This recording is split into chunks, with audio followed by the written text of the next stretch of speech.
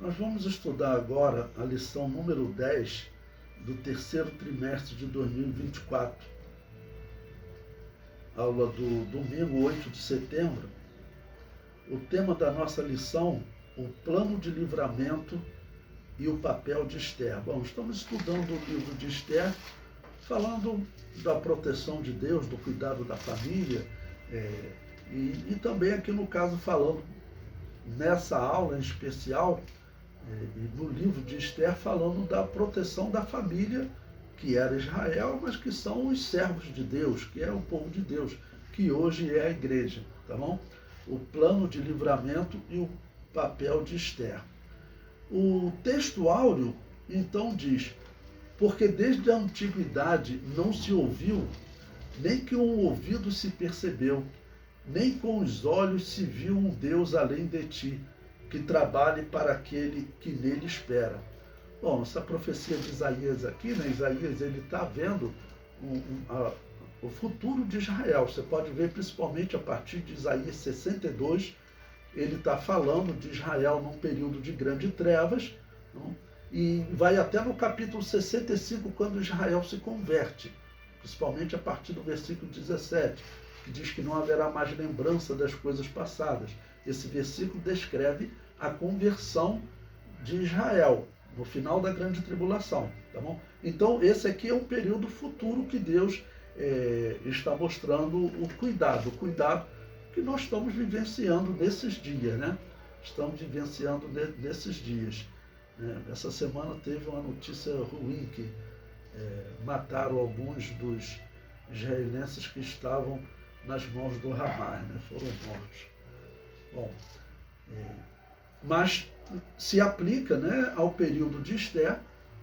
Vamos lembrar, Esther viveu lá próximo do ano 470 antes de Cristo. Então, se aplica aqui porque é o mesmo Deus que está protegendo o povo de Deus, o povo de Israel nesse momento. A verdade prática, eu destaquei em azul, lembrando que eu criei essa codificação, né? O que eu coloco em azul, são pontos que eu aconselho que vocês destaquem com os seus alunos, tá bom? Ele diz: é nos momentos dramáticos da vida que mais aprendemos a confiar em Deus e a depender dele realmente. A verdade, irmãos, aplicando, por exemplo, para você aplicar para os seus alunos, pense nos cristãos que, por exemplo, hoje vivem em determinados países, né, como Coreia do Norte, cristãos como a China, em alguns países árabes, lá na África, aqueles países árabes que o islamismo dominou o país, e tem, às vezes, vídeo de cristãos sendo mortos a facão. Quer dizer, os cristãos estão ali numa tensão e certamente eles estão num fervor muito grande para eles continuarem servindo a Cristo, porque o risco de morte é iminente. Tem sempre notícia de cristãos sendo mortos, né? Então, essas pessoas que estão vivendo essa experiência, ela vai ter a sua fé fortalecida, né? A dificuldade, ela gera homens mais fortes, né? Tem um pensamento que diz assim, é um pensamento que eu assim, não vi a origem, né? É um pensamento muito antigo, mas sem saber qual é a origem. O pensamento, ele dizia que tempos ruins fazem homens fortes. Homens fortes fazem tempos bons. Tempos bons fazem homens fracos. E homens fracos fazem tempos ruins. E é verdade, né? É verdade, porque ele diz: homens fortes fazem tempos bons, constroem coisas boas. Aí vem tempos bons, só que ele diz que os tempos bons, ele gera homens fracos. Porque o homem, ele fica de uma certa maneira acomodado. E gerou o homem fraco gera um tempo ruim. É um pensamento interessante, mas ele reflete realmente a pessoa que está vivendo mais dificuldade, a pessoa que passa por mais experiência de sofrimento, então, ela normalmente tem a sua fé mais fortalecida. A experiência dela de conversão, seja como de Saulo de Tarso, aquele impacto de cair do animal, né? Mas então ele tem a sua fé mais fortalecida. Bom, na página 3 tem a nossa leitura bíblica em classe. Final da página 3, Esther, capítulo 4, versículo 5, que diz: Então Esther chamou a Ataque, um dos eunucos do rei, que este tinha posto na presença dela, e deu-lhe mandado para Mardoqueu para saber que era aquilo e para quê. Bom, eu até comentei aí abaixo, Ataque, o nome desse homem, provavelmente ele era um hebreu. Eles estavam lá na Pérsia, no atual Irã, né? Mas provavelmente esse homem era um hebreu. E eu coloquei até abaixo, olha, tudo indica que este eunuco do rei era um judeu. O nome Ataque no hebraico, segundo o dicionário Strong, se traduz por verdadeiramente, verdadeiro ou verdadeiramente. Então é interessante aparecer um nome assim na história, e o significado dele, vamos dizer, vai falar do Deus que verdadeiramente cuida do povo. Né? Versículo 6. E saindo Ataque a Mardoqueu, a praça da cidade que estava diante da porta do rei, Mardoqueu lhe fez saber tudo quanto lhe tinha sucedido, como também a oferta da prata que Amã dissera que daria para os tesouros do rei pelos judeus, para os lançar a perder. Lembre-se qual era essa oferta, foi a aula anterior, né? Era 10.000 talentos de prata, era muito dinheiro.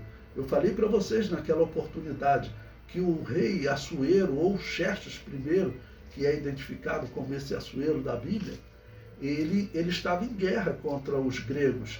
Aquelas guerras famosas que vocês conhecem, dos filmes 300, de Maratona. Por que surgiu a história de Maratona? Foi um homem que foi dar a notícia da vitória dos gregos sobre os persas e correu 42 quilômetros tal. Né? Foi uma batalha entre gregos e persas. Essas batalhas estavam acontecendo nesse momento. Estavam acontecendo nesse momento. E teve outras batalhas entre esses reis. Eles estavam em guerra. A Pérsia estava dominando todo o mundo até que eles chegaram na região dos gregos, que eles tinham que dominar os gregos. E os gregos não quiseram se render, outros povos foram se rendendo, né? Os gregos não se renderam. Os gregos em número era menor, mas em estratégia de guerra, em valentia, tanto que a história daquele filme 300, né?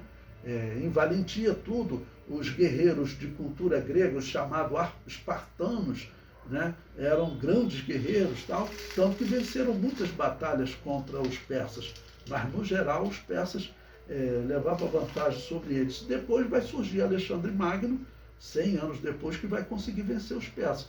Mas nesse período os persas estavam em guerra, tentando dominar, mas não estava conseguindo, estava precisando de dinheiro. E essa ideia desse Amã veio, né, do inferno, né?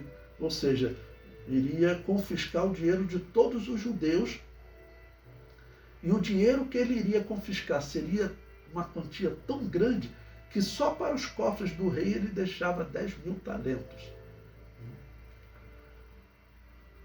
No versículo 8 diz: também lhe deu a cópia da lei escrita que se publicara em Suzã para os destruir, para a mostrar a Esther e lhe a fazer saber, e para lhe ordenar que fosse ter com o rei e lhe pedisse e suplicasse na sua presença pelo seu povo.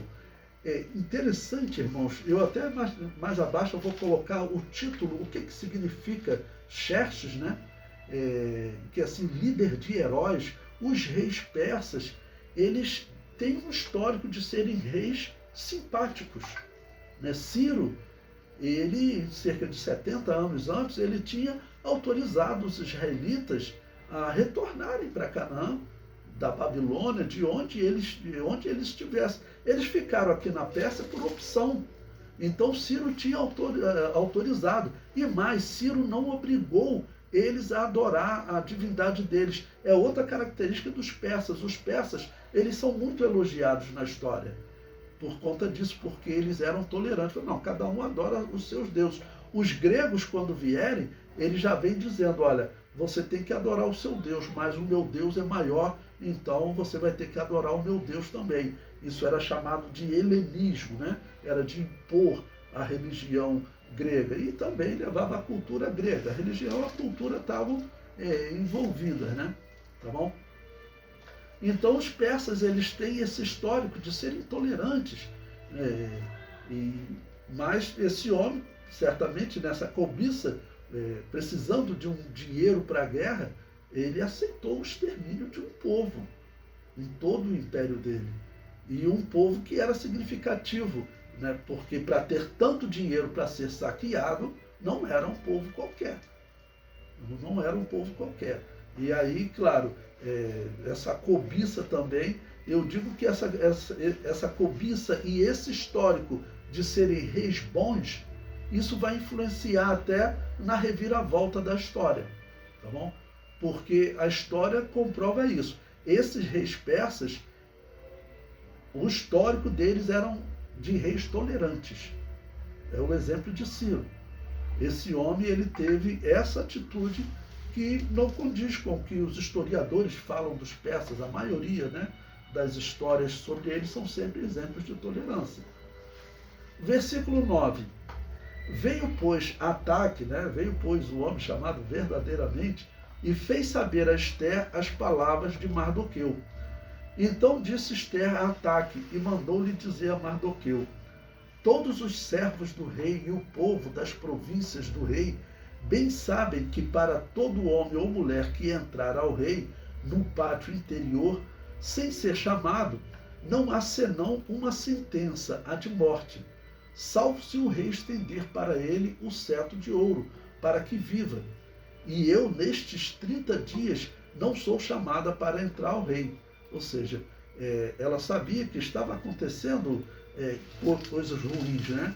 Eles estavam perdendo batalhas significativas para os gregos, né? Tinham perdido 2 batalhas significativas, que era essa batalha de Maratona, né? E a chamada Batalha de Salamina, que são batalhas contadas assim na história, né, dos documentários sobre grandes batalhas como épicas. Essa Batalha de Salaminas foi uma batalha marítima. E os gregos, eles muito inteligentes, eles desenvolveram uma arma no navio. A frente do navio deles não era uma ponta de madeira normal, era uma peça de bronze de mais de 1 metro de comprimento. Então eles vinham com aquelas peças em navios que eram fáceis de manobrar e atingiam os navios persas. Os persas levaram centenas de navios, só que os gregos batiam um navio contra o deles e essa peça de metal furava o navio persas. Eles tiveram que desistir. Então foram derrotas assim terríveis, né? Que ele estava sofrendo e estava precisando de dinheiro para continuar a sua guerra, né? Tá bom? Pois bem, então ela deu essa resposta, né? Eu não sou chamada há 30 dias. Agora na página 5, a nossa leitura, o versículo 12. E fizeram saber a Mardoqueu as palavras de Ester. Então disse Mardoqueu que tornasse a dizer a Ester: não imagines em teu ânimo que escaparás da casa do rei, mais do que todos os outros judeus. Ou seja, ele vai dizer o seguinte: de alguma maneira isso vai chegar a você. E eu destaquei o versículo 14 em azul, que acho que é um versículo chave nessa leitura bíblica, que diz o seguinte: porque se de todo te calares, neste tempo, socorro e livramento de outra parte virá para os judeus. Mas tu e a casa de teu pai perecereis. E quem sabe se para tal tempo como este chegaste a esse reino. Né? Aquele exemplo que nós falamos, olha, Deus está te preparando há quanto tempo para chegar nessa determinada hora e dar esse testemunho, né? Aplicando a Ester e aos nossos dias. Né? Porque até a revista ela é muito prática, ela vai procurar trazer para os nossos dias, né? Tá bom? Então, primeiro esse versículo ele fala de proteção incondicional. Deus, ele fez uma aliança com Abraão, que ele iria trabalhar pelos descendentes de Abraão e que os descendentes de Abraão, eles vão um dia reinar sobre a terra. Vai ser a nação mais importante do mundo e ela vai abençoar as outras nações. esse ódio que existe hoje das nações contra Israel, esse ódio vai desaparecer. Esse ódio, pela profecia, um dia ele desaparece, tá ok? Então, Deus sempre traz livramento sobre os descendentes de Abraão. Ele tem esse compromisso, essa promessa. E essa promessa está de pé. É sempre importante falar para vocês, porque nesses tempos proféticos também, os falsos profetas estão dizendo a todo momento aí na televisão para esquecer esse negócio de Israel, os descendentes de Abraão. Os descendentes de Abraão somos nós, aqueles israelitas, eles não fazem mais parte do plano de Deus. Isso com certeza está errado. Os últimos 75 anos, principalmente, desde que Israel se tornou novamente um Estado, tá bom? E conseguiu a sua independência, nós vemos Israel só se desenvolvendo de uma maneira que só tem uma explicação. Qual é essa explicação? É o cumprimento da palavra de Deus. Há 200 anos atrás, os anabatistas pregavam isso. Há 600 anos atrás, encontramos um pastor donatista que pregava isso. Um pastor na Itália. Tá bom? Ele foi morto com a sua igreja, 400 membros queimados. Pastor Dolcino, o nome dele, me lembrei. Pastor Dolcino, um pastor anabatista. Então, isso sempre foi pregado. Os últimos dias, os últimos anos, as últimas décadas, comprovou o que nós sempre dizemos, o que os anabatistas sempre disseram, tá bom?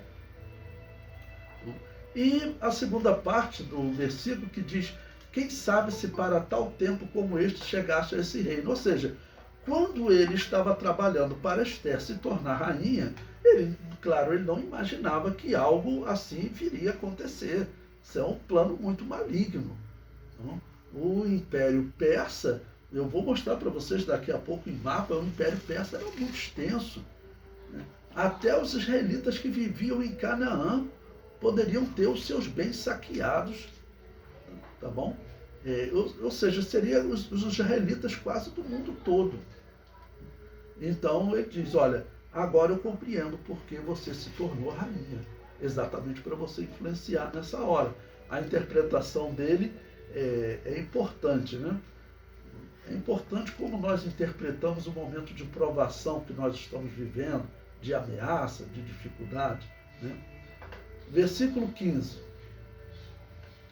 Então disse Esther que tornassem a dizer a Mardoqueu: vai e ajunta todos os judeus que se acharem em Suzã, e jejuai por mim, e não comais nem bebais por 3 dias, nem de dia nem de noite, e eu e as minhas moças também assim jejuaremos, e assim irei ter com o rei, ainda que não é segundo a lei, e perecendo, pereço.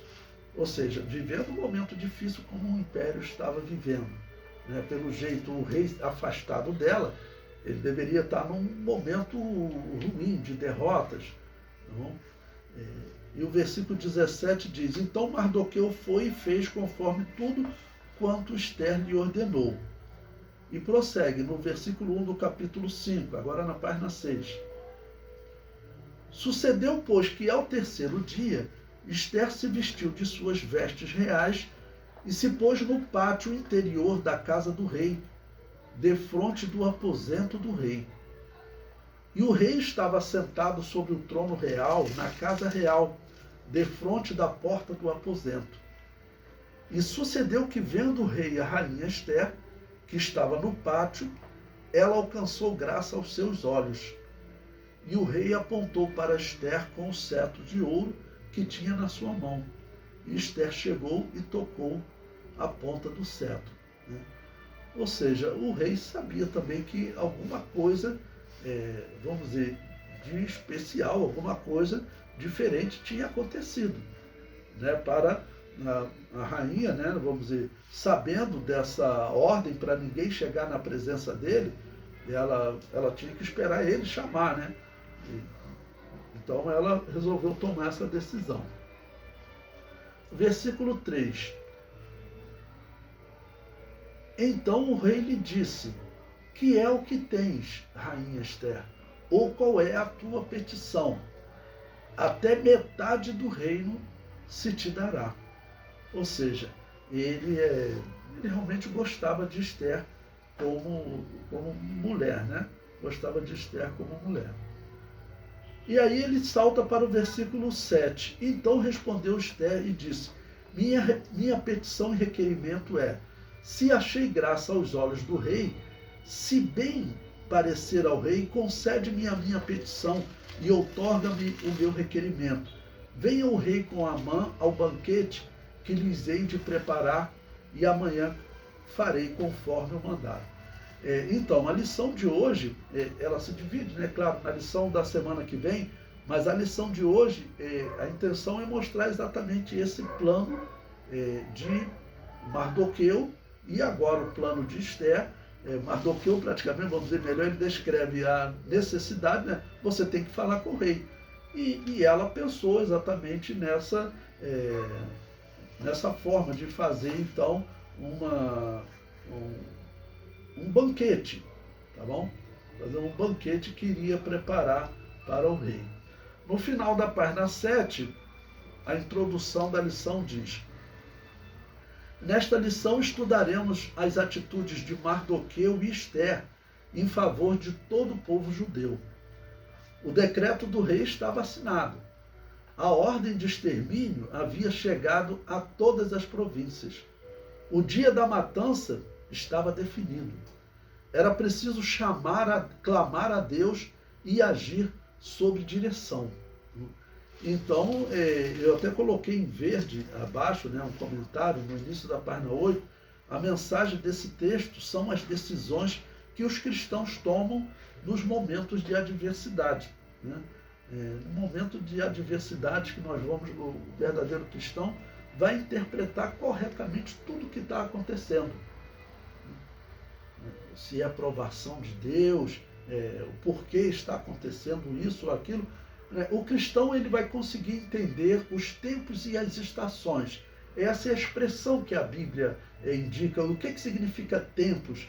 Eu expliquei para vocês em outros momentos, né? Lá em Levítico 23, né, fala dos 7 tempos determinados por Deus. Estava ali determinado a morte do Messias, na Páscoa, tá bom? O nascimento da igreja no Pentecoste, a ressurreição do Messias nas primícias, o nascimento da igreja no Pentecoste. Então isso eram tempos determinados. Então a igreja ela vai conseguir entender os tempos, tá? Ou seja, ela vai conseguir nessa hora de dificuldade decidir pelo correto.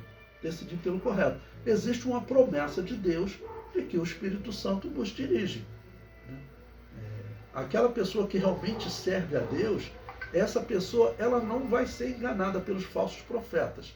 Ela pode estar perguntando assim: eu não consigo entender, eu não consigo explicar. Né? Eu recebi a visita de um irmão ontem e nós estávamos comentando, eu contei para ele certa vez de uma igreja que eu falei exatamente sobre isso numa aula. Aí teve uma professora do ensino médio que ela falou, no final do culto ela veio e falou comigo, né, no final da palestra, ela falou: poxa, pastor, que bom saber disso. Eu ficava dando aula no ensino médio, contando aquelas histórias, né, e os livros só falam cristianismo. Pastor, eu nem sabia que existiam as igrejas anabatistas. Eu nem sabia que a Assembleia de Deus era anabatista. Né? Para mim, era a Igreja Católica, os livros didáticos só falam cristianismo. E eu tinha uma dificuldade para entender como que os cristãos tinham feito tantas coisas erradas. Né? Então a pessoa pode até ficar sem entender, mas aí ela chegou e disse: olha, eu olhava para aquilo e falei assim: não pode ser verdade que essa era a igreja de Jesus. Ou seja, ela até não entendia, mas não aceitava, porque, claro, isso é inaceitável. Quem sabe o que significa uma vida transformada, o que Jesus anunciou, claro, não é isso que ela ensinava no ensino médio, a história da Igreja Católica. Né? Bom, aí na página 8, eu coloquei um mapa aí para vocês que eu encontrei na internet. Semana passada eu mostrei o mapa do Império Persa. Ele está bem à direita aí desse mapa que eu mostrei aí para vocês. Onde está ali Império Parto. Dali para a direita era a Pérsia. a Pérsia tinha dominado a Mesopotâmia, o Egito, a Síria, até aquela região que você olha aí no mapa, chamado Éfeso, que é onde está a atual Turquia. Eles tinham dominado toda essa região, o Egito, Israel, tudo, eles tinham dominado. Eles estavam em guerra nesse período contra ali onde está escrito Atenas, onde está a Macedônia. A Macedônia é a região da Grécia, tá bom? A região da Grécia. Tanto que esse império vai ser chamado de Greco-Macedônio, tá bom? Que é Grécia e Macedônia. A partir da Macedônia, olhando mais para a esquerda, até Itália, Espanha, que é a Espanha, certamente tinham judeus. Por quê? Porque a história fala de judeus que teriam ido para a Espanha. Tá bom? Aqui nós estamos nos anos 470, 480. Judeus que teriam ido para a Espanha nos dias de Salomão, lá nos anos 900, junto com os fenícios. Tanto que até hoje, se você quiser pesquisar, são chamados judeus sefarditas, né? Que vivem lá naquela região. Alguns dizem 2.900 anos, desde Salomão. Outros falam 2.600 anos. Mas haviam judeus nesse período. Judeus dessa região aqui não morreria, porque não fazia parte do Império Persa.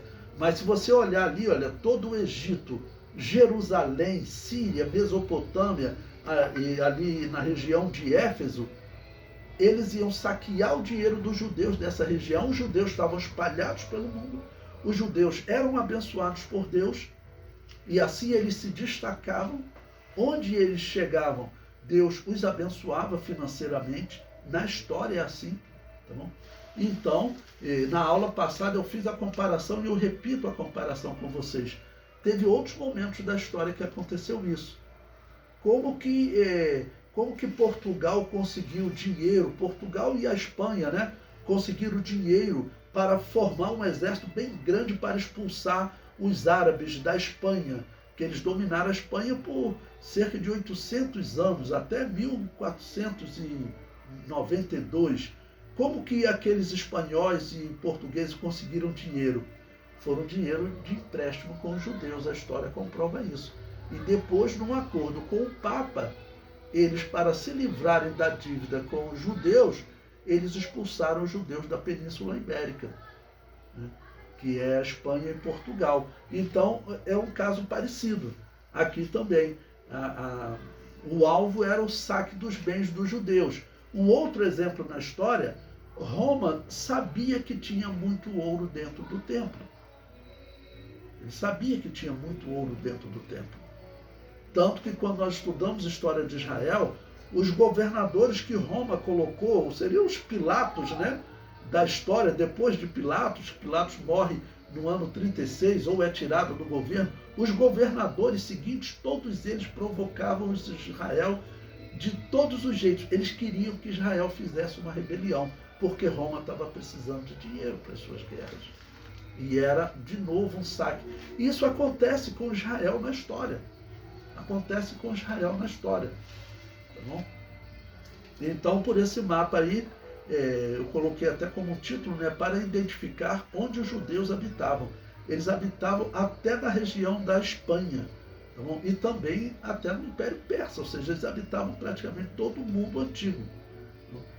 Iriam morrer do Império Persa até Egito, Jerusalém, né, ali na região de Éfeso, toda essa região fazia parte do Império Persa. Eles seriam mortos nessa região, né? E o dinheiro confiscado. No final da página 8 eu comento: só escapariam os judeus que viviam fora do Império Persa, que nos dias de Ester ocupava o Egito, Ásia e toda a Mesopotâmia. Tá bom? O Império Persa ocupava toda essa região. Ásia, inclusive a Ásia Menor, Éfeso, onde o apóstolo Paulo pregou, né? Também essa região era tudo de domínio persa. Na página 9, eu coloco aí o termo Xerxes, ou Assuero, né? Ele significa governantes de heróis. foi um título que eles deram, né? Que quando eles se tornaram imperadores, eles deram. E eu acho esse título interessante porque mostra como eles eram realmente reis, como diz a história, simpáticos. Eles eram reis simpáticos. Eles, veja, aquelas pessoas que eram os soldados que lutavam por eles, eles governavam essas pessoas, né? Eles descreviam essas pessoas como heróis. Ou seja, era o nome do rei. Qual era o nome do rei? O significado de Xerxes é governante de heróis. Né? Olhava os homens que eram governados por ele, o soldado olhava, o título dele era governante de heróis, ou seja, ele está me chamando de herói. Ou seja, historicamente, eles têm realmente essa característica. E tem outros exemplos na história. Vocês já ouviram falar de Ciro, né, que Isaías até chamou ele de ungido de Deus. Tá bom? Ele não é o ungido, o Messias, mas ele é um ungido, né, um homem que Deus ungiu ele para dar ordem para Israel retornar para Canaã. Né? Bom, ainda na página 9, eu coloquei aí mais ou menos a cronologia para vocês poderem ajudar nessa mensagem para os irmãos entenderem por que também que esse rei aceitou essa ação absurda. Não? Vocês exterminaram um povo para poder ter dinheiro para as suas guerras, um povo que essa não é a característica deles. Né? A visão persa, vocês ouviram falar quando foi principalmente o exército persa que reconquistou Jerusalém dos cruzados católicos, foi um homem chamado Saladino. Você pode ver isso no filme Cruzadas, tá bom? Quando ele faz o cerco de Jerusalém, guerreando contra os católicos, aí quando ele consegue derrubar o muro de Jerusalém, ele fala o seguinte: olha, amanhã nós vamos só entrar e matar todo mundo, porque era um exército gigantesco. E tudo isso passa no filme. E é bem interessante vocês verem esse filme, que faz parte da história mesmo. E aí, quando foi no dia seguinte, Saladino enviou um mensageiro de paz. Estranho, né? Já derrubou o muro. Agora é só nós entrarmos e matarmos. Saladino mandou um mensageiro de paz. Aí o líder dos cruzados católicos veio atender ele. Essa cena é bem feita no filme, sabe? O líder dos católicos vem atender ele, né? Para o diálogo. E aí Saladino fala o seguinte: olha, eu tenho uma oferta para vocês. Eu não vou matar ninguém, não quero matar ninguém. Tá bom? Nós só queremos Jerusalém. Então, eu vou fazer o seguinte: eu vou abrir um corredor, vou dar chance a vocês, cruzados católicos, né, os soldados católicos, como era falado, né, nós, a quantidade, você sabe, nós vamos entrar e nós vamos matar vocês, não tem jeito. Então, nós vamos fazer o seguinte: nós vamos dar chance a vocês saem, vão embora, voltam para a Europa, nós estamos oferecendo esse acordo a vocês. Aí no filme mesmo, ele retrata o líder católico, fala assim: mas quando nós católicos, ele não fala nós católicos, ele fala nós cristãos. Você já vai interpretar corretamente. Mas os ímpios, eles veem essa história, esse filme foi uma grande produção de Hollywood, né? Aí ele fala assim: mas nós cristãos, na fala dele, né? Quando nós conquistamos Jerusalém, nós fomos implacáveis com vocês. Nós matamos até velhos, mulheres e crianças. Mesmo assim, você vai nos deixar ir sem nos matar? Por que você faria isso? Aí Saladino responde assim para eles: porque o profeta Maomé nos ensinou a sermos misericordiosos com aqueles que se rendem. Então, Maomé era árabe, mas ele tinha muito da cultura persa, né? Aquela cultura persa acabou dominando todo aquele mundo, né? Que eles foram dominados pelos persas, né? Todo mundo árabe foi dominado pelos persas. Então, um povo que ele tinha uma característica diferente, né? Mas para ver que não é um ódio normal, para ele ter essa atitude horrível de defender o extermínio de um povo. Bom, mas para você ver a história, eu coloquei aí o imperador Ciro, aquele que aparece no livro de Esdras, tá bom? Dizendo que Israel pode voltar para a terra de Canaã. Ele reinou de 559 a 530. Depois dele foi Cambiço, de 530 a 522. Dario I, que reinou de 521 a 486. E aí entra na história esse Xerxes I, que é o homem que, vamos dizer, é o esposo de Esther, né? É o rei no período do livro de Esther, esse Xerxes, tá bom? No ano 486 da era cristã ele assumiu o reino. E o Artaxerxes, que seria o filho dele, mas não é filho dele com Esther, que vai governar de 464 a 424, tá bom? Ficou em preto aí, mas está errado, né? Deveria estar em verde logo abaixo, né? Artaxerxes é o homem que cumpre a profecia de Daniel 9, versículo 24 a 27, pois este rei é quem ordena que o templo seja, os muros sejam reconstruídos, né? Quando o anjo falou para Daniel, desde a ordem para reconstrução dos muros até o Messias, ele vai contando o tempo. Então a ordem inicial qual é? É a reconstrução da cidade de Jerusalém, reconstrução dos muros. Se cumpriu nos dias de Artaxerxes, porque é o ano 455, tá bom? Antes de Cristo. Ele governou entre 464 e 424. Travou muitas batalhas contra os gregos, mas por fim os gregos vão acabar vencendo os persas, né? Porém, mais à frente, aqui está em 424, isso é lá no ano 330, mais ou menos, que Alexandre Magno vai vencer os persas. Então ainda tem mais 100 anos de batalhas e guerras entre eles. Na página 10 eu coloquei um resumo aí para vocês poderem explicar para os seus alunos, tá bom? O retorno de Zorobabel, o primeiro que voltou do cativeiro babilônio, foi em 536, tá bom? Em 499 a.C., teve o início das guerras, chamadas guerras médicas. É assim que ela é chamada na história, tá bom? Guerras médicas, que é guerras entre persas e gregos. E vai até começa em 499 e tem várias guerras médicas, mas vai durar cerca de 160 anos essas guerras. Olha, 9 anos depois, em 490, teve aquela batalha de Maratona, onde tinham 30 mil persas guerreando contra os gregos, para você ter a ideia da dimensão, né? 30 mil persas. 490. 4 anos depois, esse Xerxes, o marido de Esther, né? Ele se tornou imperador da Pérsia, 486, tá bom? 3 anos depois, em 483, ele depõe a rainha Vasti, tá bom? Em 480, ou seja, mais 3 anos depois, ele sofre uma derrota pelos gregos em Salamina, aquela derrota que eu falei para vocês dos navios, né? Gregos que batiam nos navios persas.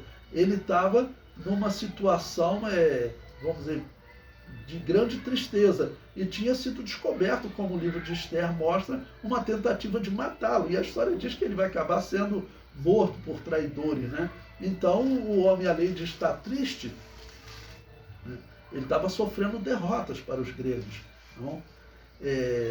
Esther se torna a rainha da Pérsia, ou seja, no 7º ano do governo desse rei, no ano 479.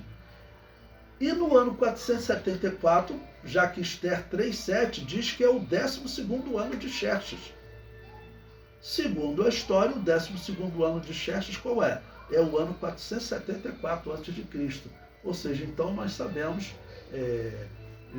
qual o ano que teria ocorrido essa ordem. Os calendários, eles não eram precisos, né? Mas é aproximado, não tem muita diferença, né? Nesse período, os arqueólogos, historiadores, às vezes se tem diferença, é coisa pouca, né? Bom, aí na página 10 também eu coloquei um exemplo aí, uma figura. Se você vê aqueles pequenos sinais ali, é chamado de escrita cuneiforme. Os persas, eles ainda não tinham uma escrita alfabética nesse período, tá bom? Eles eram mais atrasados que os gregos. Eles tinham uma grande quantidade de soldados. essa batalha que eu falei, onde tinha 30 mil persas, a Batalha de Maratonas, a história diz que os gregos venceram os 30 mil persas, sendo eles 15 mil gregos. Ou seja, os gregos, eles tinham mais estratégia de guerra, eles tinham, até por conta da característica dos espartanos, que eram guerreiros, né? Viviam da guerra, então eles eram preparados para a guerra. E os persas, na sua maioria, eram pessoas que eram contratados como exército. Vamos atacar um povo e vamos conquistar os bens deles, né? É assim que os impérios viviam, né? Então, os homens que iam atrás dos persas não eram, vamos dizer, soldados profissionais. E, incrivelmente, os gregos eram soldados profissionais. Eles serão derrotados pelos romanos. Os romanos, cerca de 150 anos depois que os gregos vencem os persas, os romanos vencem os gregos. Porque os romanos, eles eram ainda mais organizados, o seu exército, mais organizado que os gregos. Mas os gregos eram mais organizados que os persas. Por isso que 30 mil persas perderam a Batalha de Maratona para, segundo a história, 15 mil gregos. No final da página 10 eu coloco aí o item número 1, o perigoso plano e o temor de Ester. Lamento, choro e compadecimento. Mardoqueu não escondeu seu abatimento. O quadro trágico produziu nele um profundo lamento. Do palácio, Ester soube da crítica situação do primo e compadeceu-se, mas não sabia os motivos. Sua atitude foi enviar roupa para vestir Mardoqueu, que as recusou. Ester precisava saber o que estava acontecendo de tão grave. Então enviou Ataque, um dos eunucos, para perguntar a Mardoqueu por que agia daquele jeito. Mardoqueu não estava apenas querendo chamar a atenção de Ester. Seus sentimentos eram sinceros, assim como de todos os judeus nas províncias, diante da ordem de matança emitida pelo rei. Mas também era preciso que a rainha soubesse de tudo o que se passava. Compartilhar nossos sentimentos com as pessoas certas é necessário e nos faz bem. Em um momento de profunda agonia, Jesus abriu o coração e rogou aos seus discípulos que não o deixassem só, mas que estivesse intercedendo juntamente com ele. Né? Bom, então aqui ele está fazendo uma aplicação prática, né, do que estava acontecendo com Mardoqueu. A tristeza pelo risco de destruição, porque certamente Mardoqueu sabia disso. Né? Esse valor o rei precisa para a guerra contra os gregos.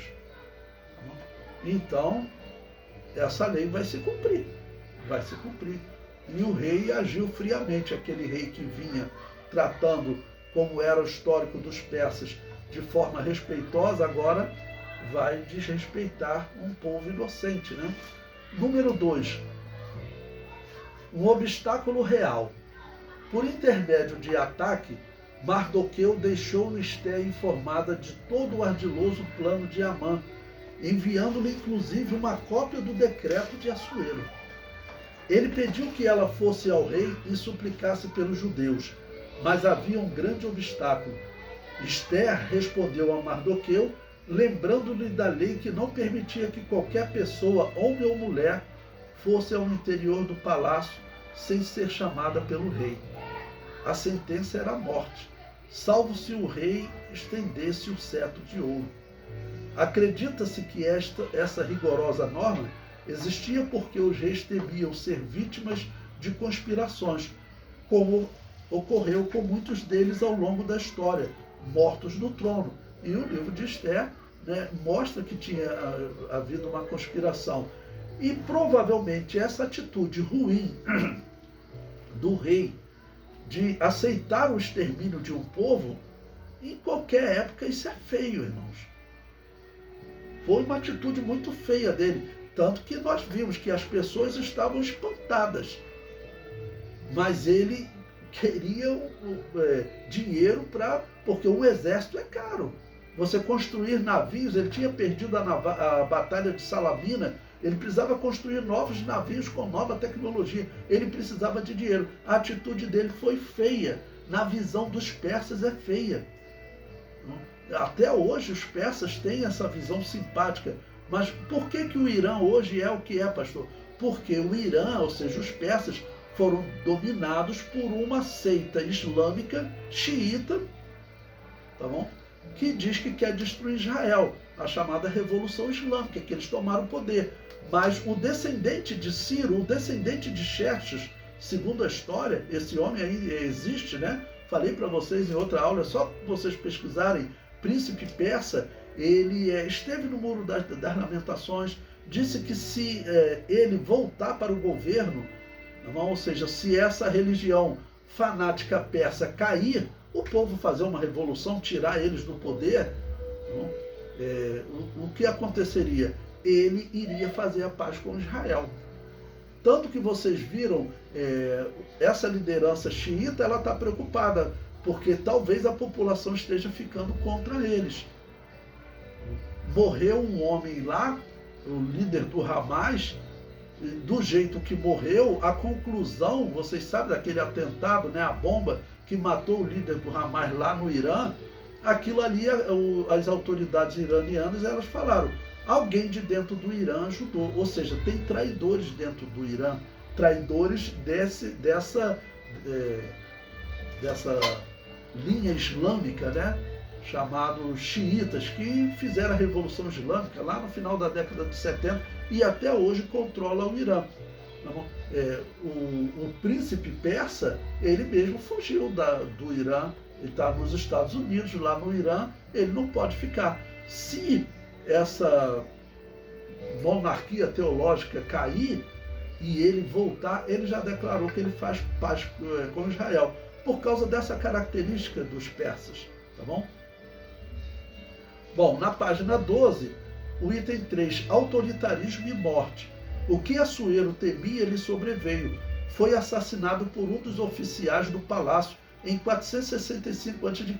Ele está dando um pulo na história, né? Isso vai acontecer no futuro, né? Tá bom? Em 465. Esse período que nós estamos estudando é o ano 474, ou seja, 11 anos depois, ele vai, 9 anos depois, ele vai ser morto, tá bom? 9 anos depois, ele vai ser morto. Nós estamos estudando 474, ele morre em 465.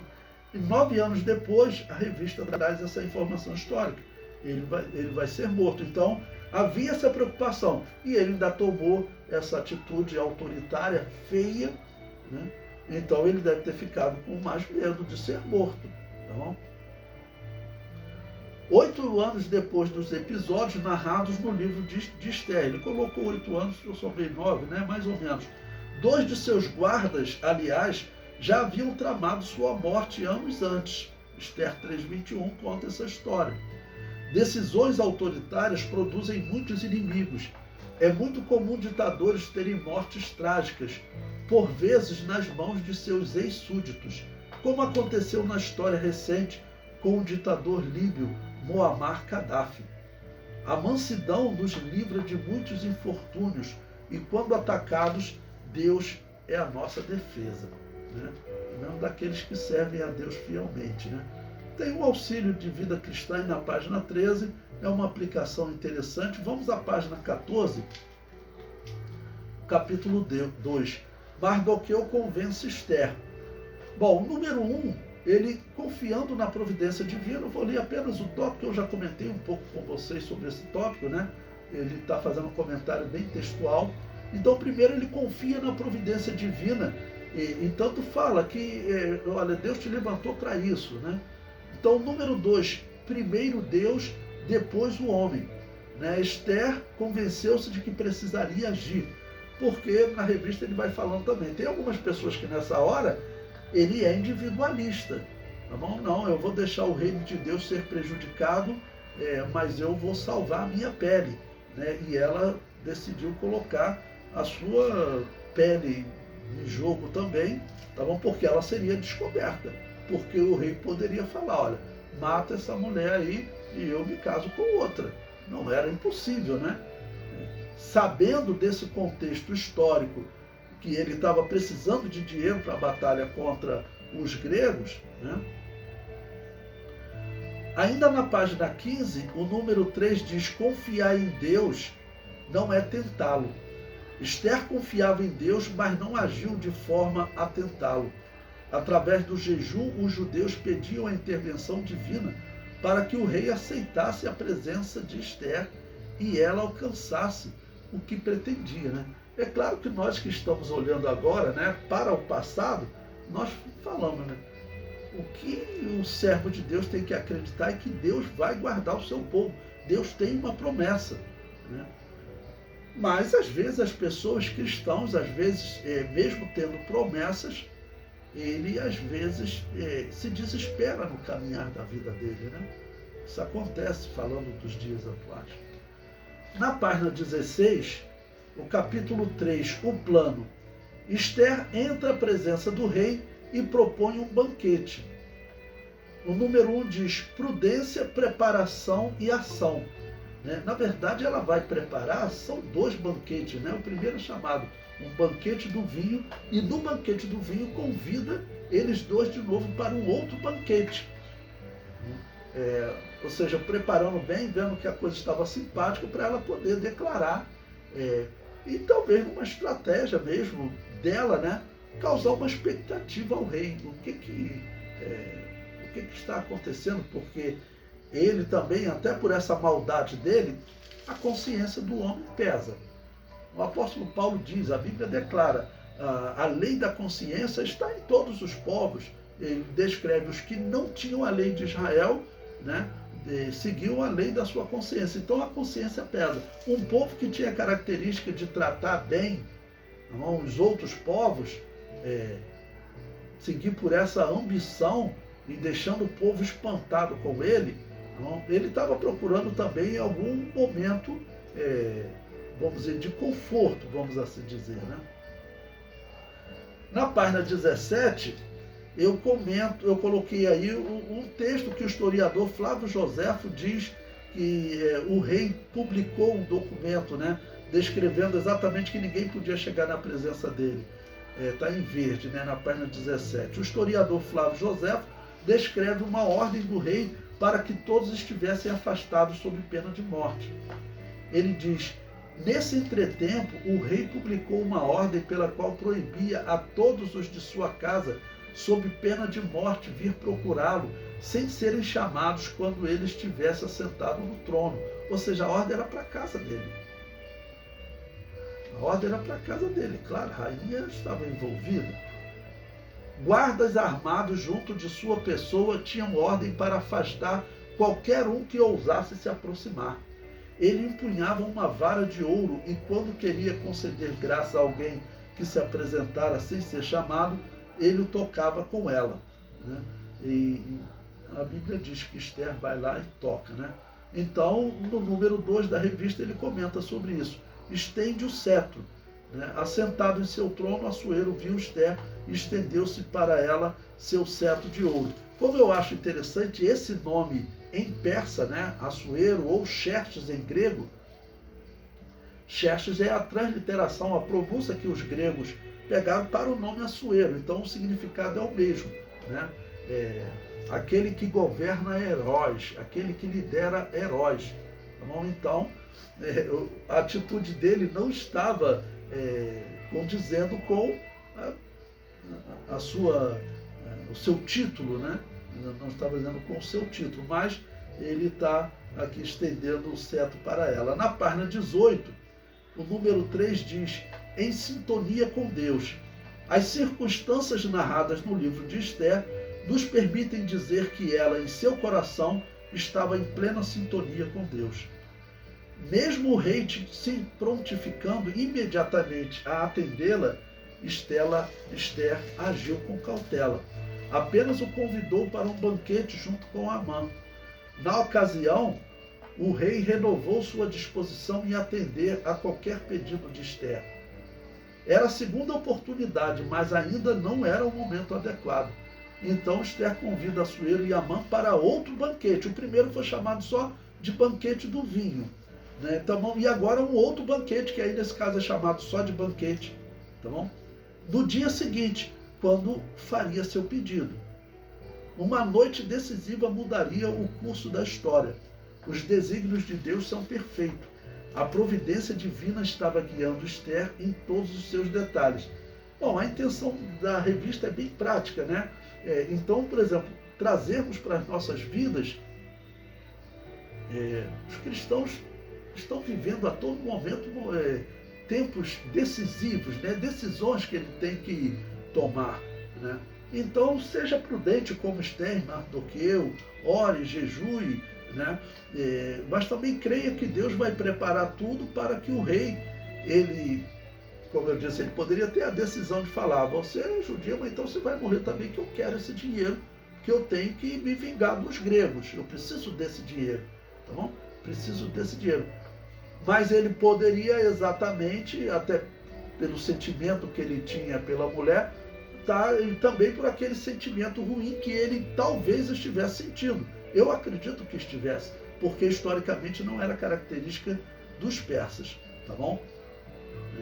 E na página 20 tem a conclusão da revista, que ele diz: confiar em Deus e depender dele nos faz viver experiências extraordinárias.